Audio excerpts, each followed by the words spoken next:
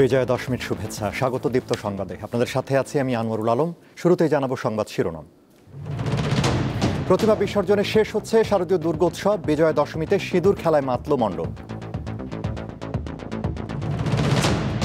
একটি বাদে ত্রাণবাহী ফ্লোটিলার সব নৌযান আটকে দিয়েছে ইসরায়েল। গাজায় নিহত ৭৯ জন।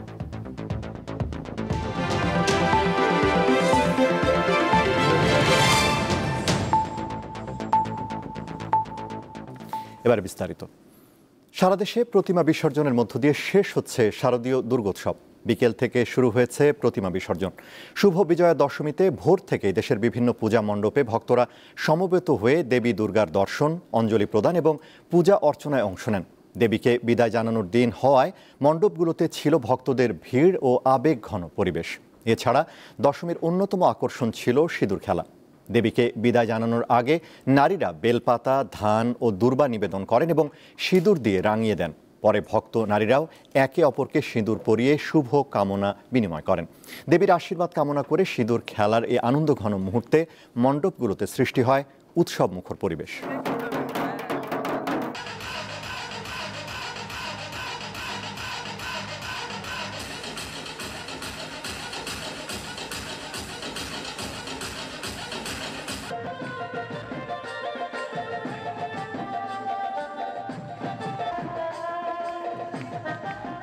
দর্শক, প্রতিমা বিসর্জনের খবর সংগ্রহে সদরঘাটে রয়েছেন সহকর্মী মেহেদী হাসান এবং নারায়ণগঞ্জে রয়েছেন গৌতম সাহা। প্রথমে চলে যাব সদরঘাটে মেহেদী হাসানের কাছে। মেহেদী, কখন থেকে প্রতিমা বিসর্জন শুরু হয়েছে আর প্রস্তুতি কেমন দেখছেন? সার্বিক পরিস্থিতি আমাদের জানাবেন।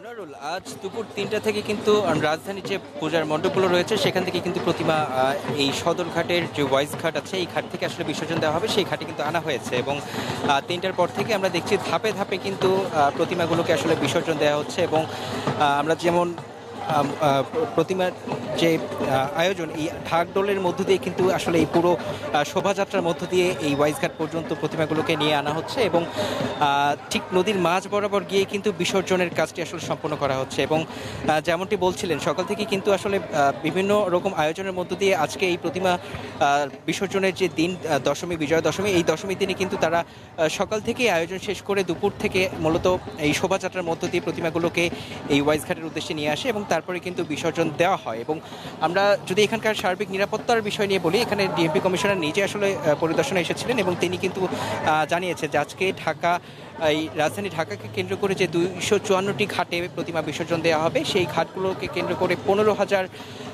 পুলিশ সদস্য কিন্তু মোতায়েন করা হয়েছে এবং সর্বোচ্চ নিরাপত্তা দিয়ে এবারের এই বিজয়া দশমীর যে উদযাপন সেটি আসলে নিরাপত্তা দেওয়া হচ্ছে। এবং আমরা পুরো তাঁতিবাজার মোড় থেকে এই পর্যন্ত ওয়াইজঘাট পর্যন্ত যখন আমরা আসি তখন কিন্তু দেখেছি যে পুরো রাস্তার দুই পাশ জুড়ে কিন্তু পুলিশ পর্যাপ্ত নিরাপত্তা ব্যবস্থা গ্রহণ করে এখানে প্রতিমা যেন শান্তিপূর্ণভাবে তারা আনন্দ উৎসবের মধ্য দিয়ে এখানে আনতে পারে সেই ব্যবস্থা কিন্তু আসলে রাখা হয়েছে। এবং যেমনটি দেখছেন নদীর মাঝখানে কিন্তু এখানে ডুবুরি দল রয়েছে, বিআইডব্লিউটি এর লঞ্চ রয়েছে, তারা কিন্তু এখানে সার্বিকভাবে আসলে সহযোগিতার জন্য কাজ করছে এবং প্রতিমাগুলো ঠিক নদীর মাঝখানে নিয়ে যেয়ে কিন্তু বিসর্জন দেওয়া হচ্ছে এবং বিসর্জন শেষ করে সেই ছোট্ট নৌকাতে করে কিন্তু আবার তারা ভক্তরা আসলে ঘাটে ফিরে আসছেন এবং প্রতিমাকে বিসর্জনে দেওয়ার সময় কিন্তু আমরা আসলে ভক্তদের চোখে মুখে যে কষ্ট সেটি আমরা আসলে দেখতে পেয়েছি এবং তাদের অনেকের কণ্ঠে আমরা সেটি শুনতেও পেরেছি। এবং এখন আসলে বুড়িগঙ্গা নদীর যে অবস্থা আশা করে শুনতেই পারছেন যে এখানে কিন্তু এখনও আসলে প্রতিমা বিসর্জনের মধ্য দিয়ে আজকে যে বিজয়া দশমী, এই বিজয়া দশমীর কিন্তু আসলে আনুষ্ঠানিকতা শেষ হচ্ছে। এবং আনোয়ারুল, এই ছিল আসলে ওয়াইজঘাট থেকে আমার কাছে সবশেষ তথ্য এবং আমাদের সাথে নারায়ণগঞ্জ থেকে যুক্ত হবে গৌতম সাহা, তার কাছ থেকে আমরা বিসর্জনের বাকি তথ্য জানবো। গৌতম। নারায়ণগঞ্জে 224টি পূজা মণ্ডপের প্রতিমা বিসর্জন ইতিমধ্যেই শুরু হতে যাচ্ছে। নারায়ণগঞ্জের শহরের 3 নং ঘাটে কিন্তু ব্যাপক নিরাপত্তা জোরদার করা হয়েছে। এই প্রতিমা বিসর্জনকে নিয়ে মণ্ডপে মণ্ডপে এখনো চলছে সিঁদুর খেলা এবং সিঁদুর খেলায় মেতেছেন বিভিন্ন নারী পুরুষেরা। এবং যে বিষয়টি আমরা দেখতে পেয়েছি আজকে কিন্তু প্রতিমা দর্পণ বিসর্জনের মধ্যে দিয়ে বিজয়া দশমীর আচার অনুষ্ঠানের কিন্তু আনুষ্ঠানিকতা শেষ হয়েছে এবং তার পরবর্তী থেকে কিন্তু সিঁদুর খেলা এবং ভক্তদের অঞ্জলি বিভিন্ন আয়োজন কিন্তু ছিল এবং একে একে করে মণ্ডপগুলিতে প্রস্তুতি নেওয়া হচ্ছে। গাড়িতে করে সাউন্ড সিস্টেম এবং ডাকঢোলের মধ্যে দিয়ে শোভাযাত্রা করে কিন্তু এই ঘাটে কিন্তু তারা কিন্তু আসার প্রস্তুতি নিচ্ছেন। ইতিমধ্যেই নারায়ণগঞ্জের ৩ নং খেয়াঘাটটি রয়েছে, এখানে ইতিমধ্যে একটি মণ্ডপের কিন্তু প্রতিমা নিয়ে আসা হয়েছে এবং কিছুক্ষণের মধ্যেই তারা কিন্তু এই প্রতিমা বিসর্জনের প্রস্তুতি নেবেন এবং প্রতিমা বিসর্জন দিবেন। যে আনুষ্ঠানিকতায় যে প্রতিমা বিসর্জনের শুরুটা কিন্তু শুরু করা হবে, যে বিষয়টি আমরা জানতে পেরেছি পূজোজ্জীবন পরিষদের পক্ষ থেকে এবং আইনশৃঙ্খলা বাহিনীর পক্ষ থেকে নারায়ণগঞ্জের 224টি পূজা মণ্ডপের প্রায় 10টিরও অধিক স্পটে কিন্তু প্রতিমা বিসর্জনের আয়োজন করা হয়েছে এবং হিন্দু ধর্মাবলম্বী যারা রয়েছেন, নারী পুরুষ যারা রয়েছেন, তারা কিন্তু ঢাকের তালে শঙ্খ বাজিয়ে তারা কিন্তু নেচে গিয়ে দেবী দুর্গাকে আনন্দের সাথে বিদায় যাওয়ার জন্য প্রতিমা বিসর্জন ট্রাকে করে কিন্তু তারা চলে আসছেন ঘাটের এলাকায় এবং ট্রাকে করে কিন্তু শিশুরাও আসছেন। যে বিষয়টি আমরা জানতে পেরেছি পৌরাণিক শাস্ত্র মতে এইবার দেবী দুর্গা কিন্তু হাতিতে চড়ে আসছিলেন এবং ধোলায় চড়ে বা পালকিতে চড়ে তিনি কিন্তু আবার মর্ত থেকে কৈলাসে চলে যাবেন এবং এই প্রতিমা বিসর্জনের বিষয়টি এখন ইতিমধ্যেই শুরু হতে যাচ্ছে এবং সেটি কিন্তু চলমান থাকবে।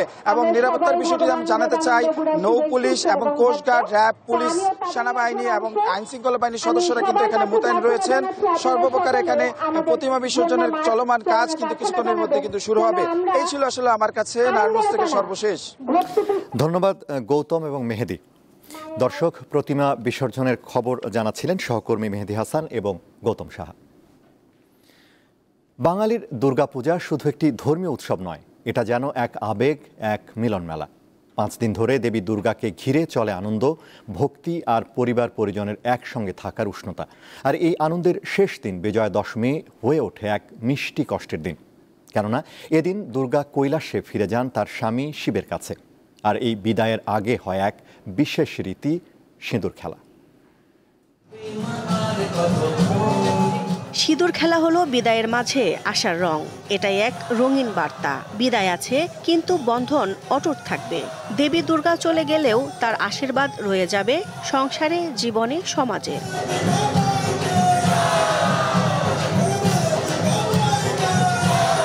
দুর্গোৎসবের বিজয়া দশমীতে সিঁদুর খেলা এখন শুধু রীতি নয়, এক সামাজিক মিলনও। এই খেলার সবচেয়ে সুন্দর দিক হলো নারীদের মধ্যে বন্ধন, মিলন আর আনন্দের প্রকাশ।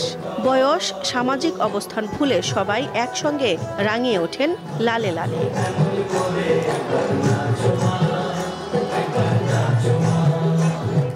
দশমীর সকালে বিসর্জনের আগে বিবাহিত নারীরা দেবী দুর্গার চরণে সিঁদুর নিবেদন করেন। এরপর তারা একে অন্যকে সিঁথিতে, কপালে এবং গালে সিঁদুর দেন। বিবাহিত নারীরা একে অপরকে সিঁদুর দিয়ে প্রার্থনা করেন ঘর সংসার যেন অটুট থাকে, ভালোবাসা চিরকাল টিকে থাকে। সিঁদুর খেলা সবার সাথে মিলেমিশে, অনেক পরিচিত লোকজন, আত্মীয় স্বজন আছে, সবার সাথে দেখা হয়, বেশ ভালো লাগে। আমরা আসছি স্বামীর মঙ্গলের জন্য। সিঁদুরটা মায়ের চরণে সোয়েটার বাসায় রেখে দিয়ে সারা বছর স্বামীর মঙ্গল কামনা করে সিঁদুরটা আমরা পড়ি। আর এই সিঁদুর খেলাটা এর জন্যই খেলা হয়, যাতে সবার মাঝে এই সৌভাগ্যটা ছড়িয়ে যায়, সবার মন আনন্দ হয়, সবার শুভ কামনা হয়। এর আগে বৃহস্পতিবার সকালে রাজধানীর ঢাকেশ্বরী জাতীয় মন্দিরে অনুষ্ঠিত হয় বিহিত পূজা। ঢাকের বাদ্যের সঙ্গে মন্ত্রপাঠ ও অঞ্জলি দেন ভক্তরা। সনাতন ধর্মাবলম্বীদের বিশ্বাস, মানুষের মনের অশরিক প্রবৃত্তি, কাম, ক্রোধ, হিংসা, লালসা বিসর্জন দেওয়াই বিজয়া দশমীর মূল তাৎপর্য। মা দুর্গা যেন আমাদের মধ্যে কোনো রকম এতটুকু দ্বন্দ্ব কারোর মধ্যে না থাকে। আমরা যেমন ঢাকায় যেমন আনন্দ করতে পারি, সারা দেশের মানুষ যেমন তেমনই আনন্দ করতে পারে, এইটাই মায়ের কাছে প্রার্থনা। মা দুর্গা আসলে আমাদের শক্তি এবং সাহসের প্রতীক। বিশেষ করে আমরা যারা নারী আছি, নারীরা আমাদের ভিতরে যে দশভুজার শক্তি পাই, সেটা কিন্তু মা দুর্গাকে দেখেই আমরা সবাই মা দুর্গার মতো হতে চাই। এবার দেবীর আগমন ছিল গজে আর দোলাই গমন।